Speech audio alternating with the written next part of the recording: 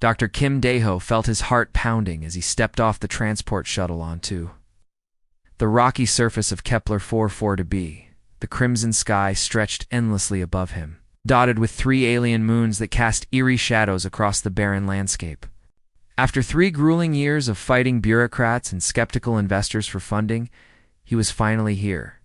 "Professor, are you seeing this?" Dr. Park Soman's voice crackled through his helmet cum.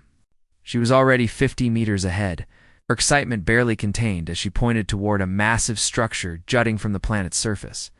Daeho jogged to catch up, his heavy boots crunching on the crystalline sand. What he saw made him stop dead in his tracks. Rising from the ground like a frozen wave was a temple unlike anything in human history. Its walls seemed to shift and shimmer, made from some translucent material that caught the alien sunlight and threw it back in rainbow patterns. "My God," whispered Lee Tae-woo, the team's equipment specialist, as he emerged from behind a boulder with his scanner already beeping frantically. "The energy readings are off the charts. This thing is still active after all these years." The team of 4 humans stood in silence for a moment, taking in the magnitude of their discovery. Yoon Haejin, their documentary filmmaker, was already recording everything with her high-tech camera drone, her eyes wide with wonder behind her helmet visor. "Okay, team," Daeho said, forcing himself back into professor mode. "Standard procedures. We go in slow, document everything, and don't touch anything until we know what we're dealing with." The entrance to the temple was a perfect archway that seemed to pulse with its own inner light. As they approached, sensors embedded in the structure began to glow brighter, as if responding to their presence. "It knows we're here," Salman muttered, checking her readings. "The bioscanners are picking up some kind of recognition system." "Human?" Tae-woo asked nervously. "No, something else. Something that's been waiting." They stepped through the archway and immediately the temperature dropped. Their breath fogged inside their helmets as they found themselves in a vast chamber that defied the laws of physics. The walls stretched impossibly high, disappearing into darkness above, while the floor beneath their feet was smooth as glass and warm to the touch. "The architecture doesn't make sense," Haejin said, panning her camera across the space. "It's like the builders didn't care about gravity or structural support." But it was Soman who spotted it first. In the exact center of the chamber, illuminated by beams of light that seemed to come from everywhere and nowhere, stood a figure that made them all freeze. "Professor," she whispered, her voice barely audible, "look at this. The preservation is incredible." The statue was clearly humanoid, but there was something otherworldly about its proportions. It stood about 7 feet tall, with elongated limbs and features that were both alien and strangely familiar. Its robes seemed to flow around its body like liquid, carved from the same crystalline material as the temple itself. But it was the face that captured their attention, hauntingly beautiful, with closed eyes that seemed to hold secrets older than human civilization. Tae-woo approached with his scanner, his hands trembling slightly. "Carbon dating puts it at over 1,000 years old," he announced, his voice echoing in the vast space. "But the craftsmanship, it's like it was made yesterday. No, better than yesterday. This is perfect." Daeho circled the statue slowly, his archaeological training kicking in.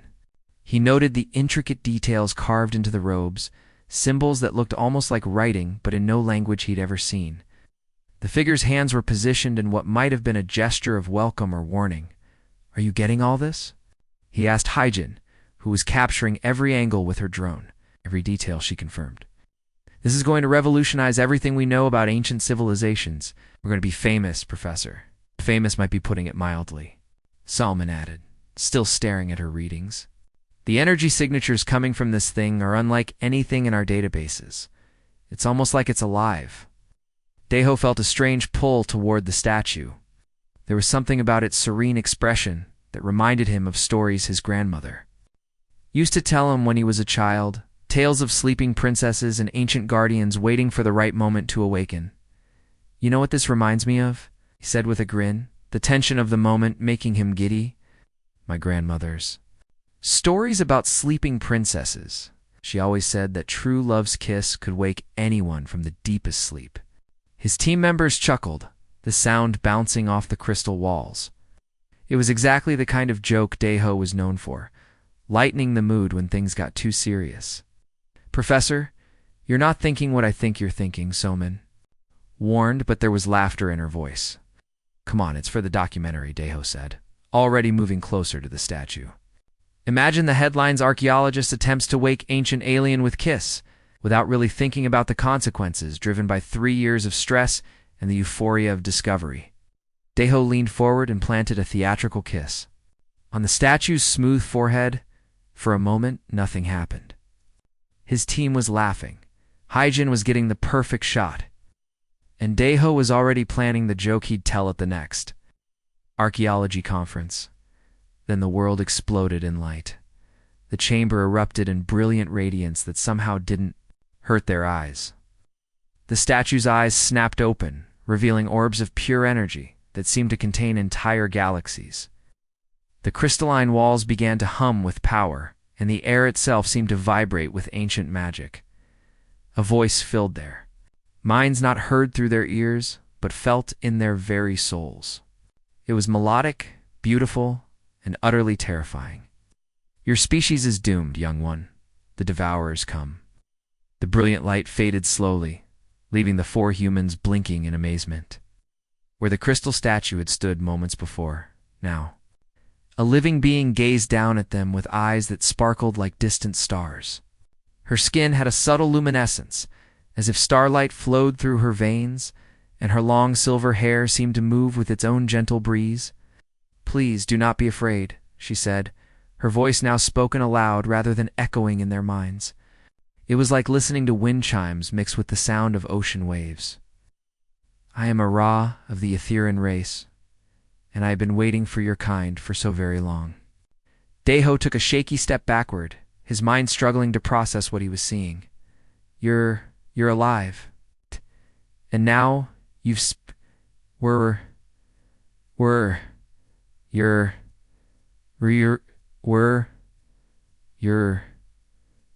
alive.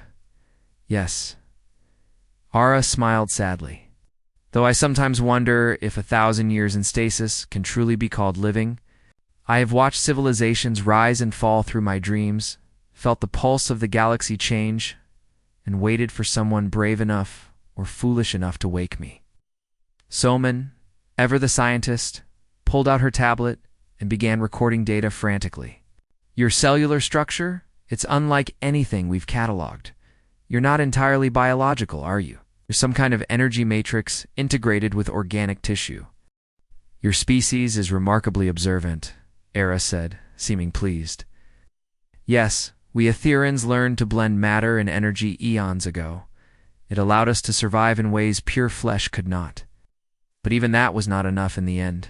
Taewoo was scanning the chamber with his equipment, the readings going crazy.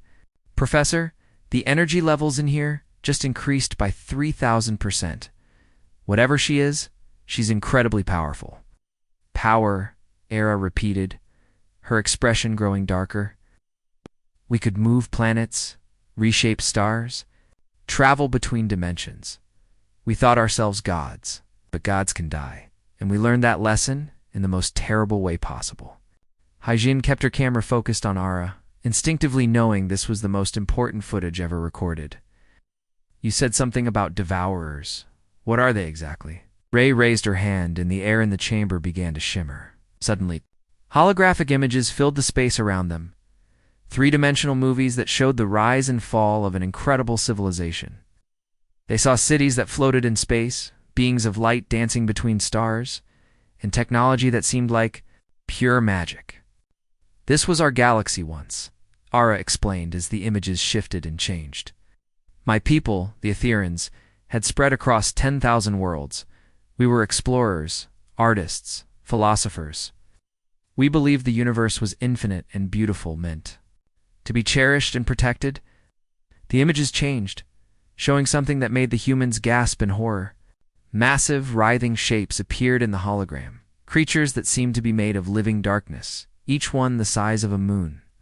They moved through space like cosmic serpents, and wherever they touched, stars went out. Then they came Era, continued, her voice heavy with ancient grief.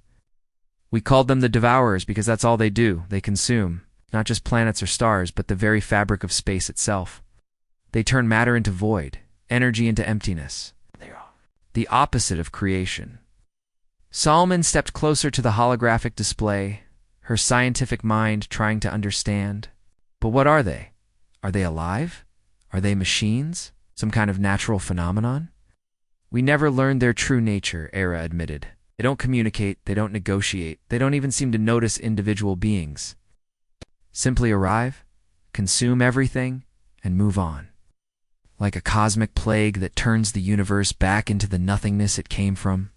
The hologram shifted again, showing the final battles. Magnificent Etherean ships, each one a work of art, fought desperately against the writhing darkness. Energy beams that could crack planets barely slowed the Devourers down.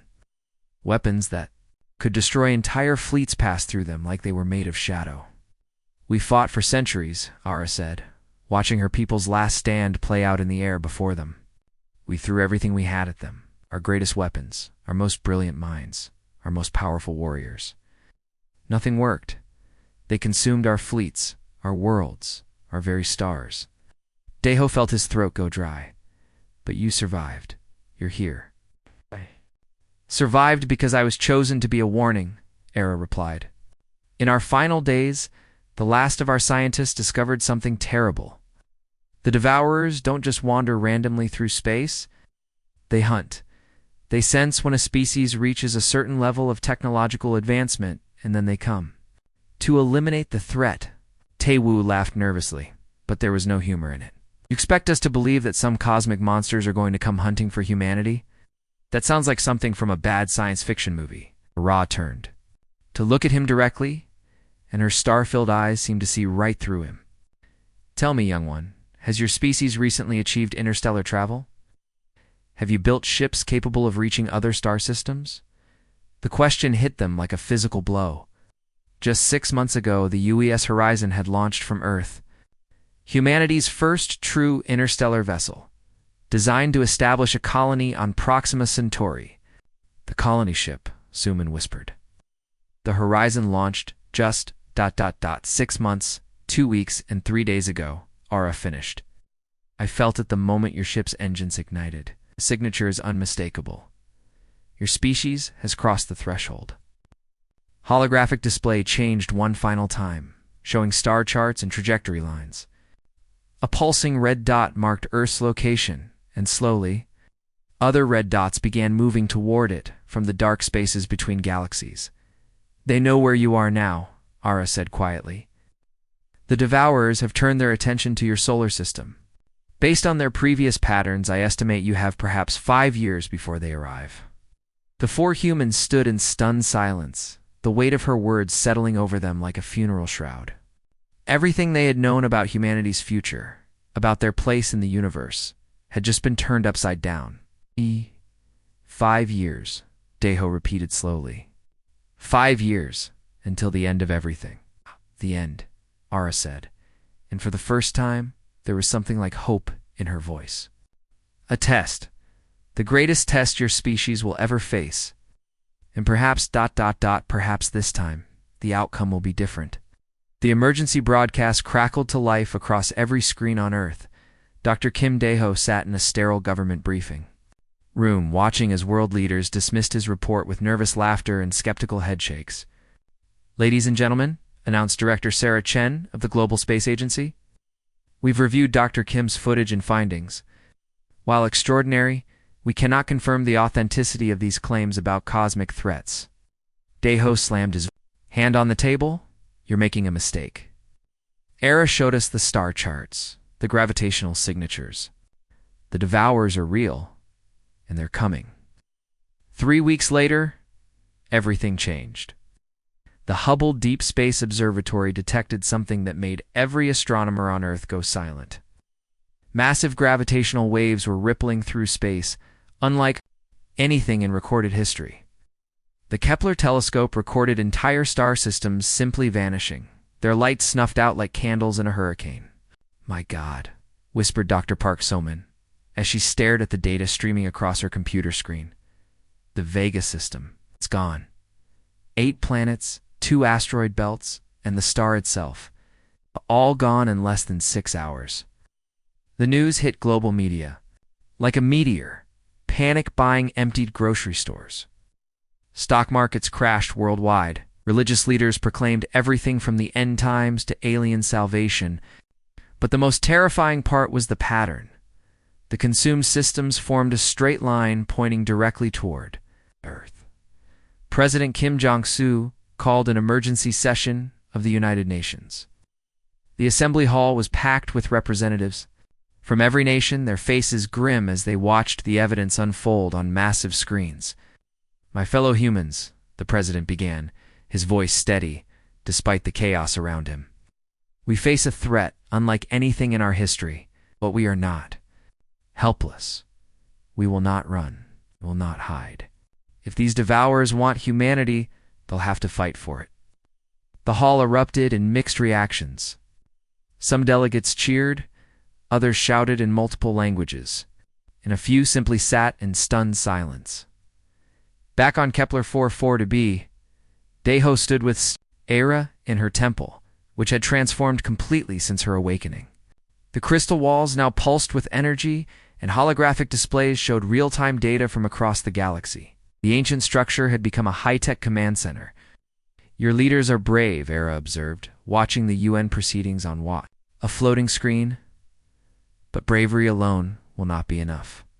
The devourers have consumed civilizations far more advanced than yours. Then help us," Deho pleaded. "You said you could share Etherean technology.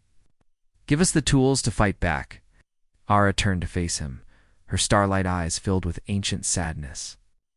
"The knowledge transfer will change you, Deho. You will become something between human and Etherean. Your lifespan will extend to centuries. Your mind will expand beyond current human capacity, and you will gain access to technologies your people cannot even imagine." "That sounds like a good thing," Deho said, though something in her tone made him hesitate. "But your humanity will fade," Era continued. "The way you think, the way you feel, the very essence of what makes you human, it will all transform. You will become powerful, but you will no longer be entirely you." The weight of her words hit him like a physical blow. "And if I refuse, then your species faces the devourers with primitive weapons and no understanding of their true nature. Nuclear weapons, energy beams, even antimatter, none of it will work. The devourers exist partially outside normal space-time. They can only be fought with dimensional technology."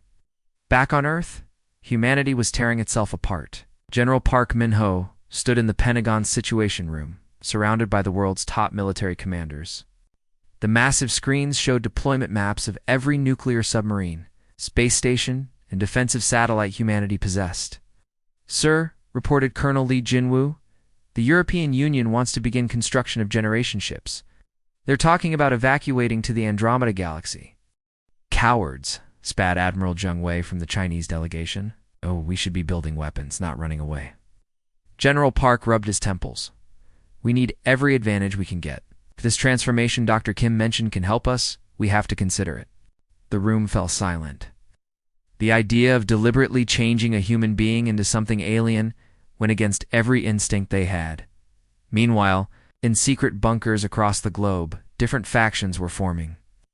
The Exodus Project, led by tech billionaire Yoon Sang-woo, was already designing massive generation ships to carry humanity to distant galaxies. The Terra Defense Coalition, backed by military forces from 12 nations, was developing new weapons based on theoretical physics. And the Preservation Society was building underground cities, hoping to wait out the cosmic storm. "We're fragmenting," Salman reported to Deho via encrypted transmission. "Instead of working together, everyone's got their own plan. It's chaos down here." Deho looked at Ara, who was monitoring communications from across Earth. "Can you blame them? You're asking an entire species to trust in something they can't understand based on the word of an alien they've never met." "Your people are not wrong to be frightened," Era said gently. "Fear is a survival mechanism, but fear can also paralyze. And paralysis means death when the devourers arrive." As if summoned by her words, the temple's warning systems activated. Holographic displays showed new gravitational anomalies, much closer than before. The Devourers had consumed the Centauri system. Humanity's first interstellar colony attempt was gone. Along with the brave souls aboard the IS Horizon, their accelerating era said grimly, "The destruction of your colony ship has given them a clearer lock on your location. We have perhaps 3 years now, not 5. Deho felt the weight of humanity's future pressing down on him. Millions of people looked to leaders who couldn't even agree on a plan. Time was running out, and the most powerful weapon available required him to sacrifice his own humanity. "You've been alone for 1,000 years, he said to Era. Why does this matter to you now? Why risk everything for a species you barely know?" Was quiet for a long moment, her ancient eyes reflecting the pain of lost civilizations. Because she said softly, "I have learned something my people never understood. Hope is not logical, but it is powerful. When you have given me hope again. Me. How?" You kissed my forehead. "It was not calculation or strategy. It was pure human impulse, playful, unexpected, alive. My people would have studied the statue for years, analyzed every molecule, planned every approach. But you saw something that reminded you of your grandmother's stories and acted on pure instinct." She stepped closer, and Deho could feel the energy radiating from her transformed body. That chaos, that unpredictability, it's something the Devourers have never encountered. Every species they've consumed followed logical patterns, but humans are beautifully, wonderfully irrational, so you think our chaos might be enough? "Think," Era said with the first real smile he'd seen from her. "That, combined with etherian knowledge, human unpredictability might be exactly what the universe needs." The choice hung in the air between them. Humanity's survival balanced against one man's identity. The Devourers continued their relentless advance toward Earth. The transformation chamber pulsed with energy as Deho stepped inside. Ara stood beside the crystalline console, her fingers dancing across controls that responded to her touch like living things. "Are you ready?" she asked, her voice carrying both concern and determination. Deho nodded, though his hands were shaking. "Do it." The moment the process began, every nerve in his body felt like it was on fire. Energy coursed through him, rewriting his DNA at the molecular level. His consciousness expanded beyond anything he'd ever imagined, and suddenly he could see the universe in ways that made his human vision seem like looking through a keyhole. "I can see them," he gasped, his voice echoing strangely in the chamber. "The Devourers. They're not just destroying matter, they're unmaking the very concept of existence." But along with the cosmic awareness came something else. A connection. To Era, that felt deeper than friendship, stronger than partnership. He could sense her thoughts, her emotions. Her 1,000 years of loneliness suddenly filled with something like joy. "The process is complete," Ara announced. But her voice was different now. He could hear layers of meaning that his human ears had missed before. "How do you feel?" "It's like I'm still me." "But more," Deho replied, flexing his fingers and watching energy dance between them. "I can feel the quantum structure of everything around us. But I also feel us, our connection." "The planned transformation," Ara admitted, a slight blush coloring her luminescent cheeks. "But perhaps it was necessary." 2 days later, the first Devourer scouts reached the outer edge of the solar system. They consumed Pluto in minutes, leaving nothing but empty space where the dwarf planet had been. The gravitational sensors on. Earth went crazy as the very fabric of space-time writhed in agony. "Jupiter's moons are gone," reported Commander Li Ginwu from the bridge of the UES Defiance, humanity's most advanced warship. Io, Europa, Ganymede, all consumed. The main body is heading for Mars. Deho stood in the command center, his transformed senses processing data streams from across the solar system. His enhanced mind could see patterns that would have taken teams of human scientists weeks to analyze. The Etherians failed because they fought with perfect order, he realized, his voice carrying new harmonics that made the bridge crew turn to look at him. Every strategy was logical. Every tactic was calculated. but chaos. Chaos is something the Devourers have never encountered. Sir Jinwoo asked nervously, "What are your orders?" Daeho smiled, and for a moment his old human mischief showed through the cosmic awareness. "Signal all ships. Operation Madness is a go." What happened next would have gotten any normal military commander court-martialed. But these weren't normal times. And Daeho was no longer entirely human. The human fleet split into seemingly random formations. Some ships flew in spirals that defied physics. Others performed barrel rolls while firing weapons that shot bursts of compressed human music directly at the Devourers. The flagship began broadcasting a jazz fusion mix that somehow interfered with the cosmic entity's ability to process reality. "What the hell is that pilot doing?" shouted General Park Min-ho from Earth's command center. Watching as Lieutenant Kim Soo-jin performed a maneuver that looked like it was based on traditional Korean fan dancing, just confusing them, Soman replied from her monitoring station, her instruments showing readings that made no logical sense. The Devourers process information in perfect mathematical patterns. But human art, human movement, human creativity, it's creating chaos in their cognitive systems. The results were immediate and spectacular. The first Devourer that encountered the jazz broadcasting ship simply stopped moving. It hung in space, its massive form writhing as it tried to process the concept of improvisation. When Lieutenant Park Ji-hoon fired a missile containing every K-pop song ever recorded, the cosmic entity actually began to retreat. "It's working," Soman shouted, her voice filled with disbelief. "They're actually falling back." But the celebration was short-lived. As the smaller Devourers retreated, something much larger emerged from the dark space between planets. It was massive beyond comprehension, easily the size of Earth's moon. And it moved with a purpose that made the other entities look like insects.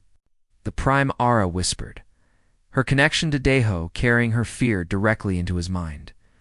"I had hoped it would not come personally. What's different about this one?"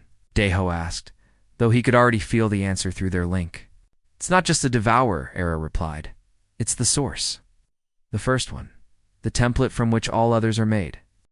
The Devourer Prime swept through the space where Mars had been, consuming the red planet in a single, impossible gulp. Then it turned its attention toward Earth, and even from millions of miles away, its presence was felt by every human on the planet. "Sir, Commander Jinwoo reported, his voice tight with fear. "All our chaos tactics are having no effect on the big one. It's like it's learning from what happened to the others." Daeho felt his enhanced mind racing through possibilities. Prime was different. It had consciousness, intelligence, perhaps even emotions. It wasn't just following programmed behavior like the others. "New plan," he announced. "We're going to do something no species has ever tried before. We're going to make it laugh, sir," Kinwoo asked, clearly wondering if the transformation had affected Daeho's sanity. "Kami is the ultimate chaos," Daeho explained. "His hybrid. Mind seeing connections that pure human or pure Aetherian thinking would have missed? It's unpredictable, illogical, and uniquely human. Even I can't fully understand it anymore." He opened a communication channel to every human ship, station, and settlement in the solar system. "Attention all units. This is going to sound insane, but I need everyone to start broadcasting the funniest thing they can think of. Jokes, memes, funny videos, embarrassing stories, everything. Flood the cosmic background radiation with human humor." "Have you lost your mind?" General Park's voice crackled through the cum. "Maybe," Daeho replied. "But insanity might be our only advantage." Within minutes, the solar system was filled with the strangest radio broadcast in history. Grandmothers telling embarrassing stories about their grandchildren. Comedians performing their best routines. Internet memes that made no sense to anyone over 40. Somehow, impossibly, it was working. The Devourer Prime slowed its advance, its massive form beginning to pulse with what could only be described as confusion. It had consumed countless civilizations, but none had ever responded to annihilation with laughter. "It's trying to understand the joke," Ara observed, her enhanced senses reading the entity's quantum signature.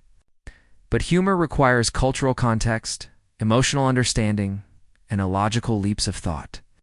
Things it was never designed to process. Keep it up," Daeho shouted to the fleet. We've got it confused, but this is just the beginning. The real test is coming. As if summoned by his words, more devourer primes began emerging from the darkness between stars. Earth's sensors detected at least 7 more entities, each one capable of consuming entire solar systems. Well, Deho said too. Aira threw their mental link. I guess we're about to find out if humanity's beautiful chaos is enough to save the universe. The final battle for Earth was about to begin, and it would be fought with weapons no military academy had ever taught. Pure, unpredictable, gloriously human insanity. The space between Earth and the Moon had become a battlefield unlike anything in galactic history. As the Devourer Prime hung in the void like a malevolent moon, its surface writhing with dark energy that made reality bend around it. 7 smaller primes flanked it, each one capable of consuming entire star systems. Daiho stood on the bridge of the UES Last Hope, humanity's final battleship.